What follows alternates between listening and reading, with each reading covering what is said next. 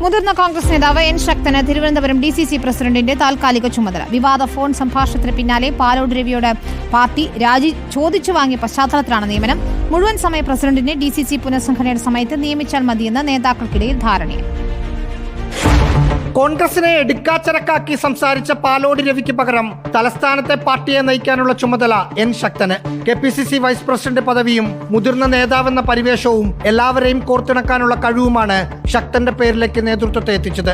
ഭാരിച്ച ഉത്തരവാദിത്വമാണ്. ഏതാനും ദിവസത്തേക്ക് മാത്രമേ ഉള്ളൂ. ആ സമയത്ത് നടക്കുന്ന സമരവും പാർട്ടി പരിപാടികളും വളരെ ശക്തമായി മുൻപോട്ട് കൊണ്ടുപോകും. ഞാൻ മനസ്സിലാക്കുന്നത് ഏതാനും ദിവസങ്ങൾ കൂടി കഴിയുമ്പോൾ കേരളത്തിലെ DCC പ്രസിഡന്റുമാർക്ക് മാറ്റം ഉണ്ടാകുമെന്നാണ്. LDF ഭരണം തുടരുമെന്നും BJP മുന്നേറ്റം ഉണ്ടാക്കുമെന്ന് പറഞ്ഞതുമാണ് പാലോട് രവിയുടെ പ്രസിഡന്റ് സ്ഥാനം തെറിപ്പിച്ചത്.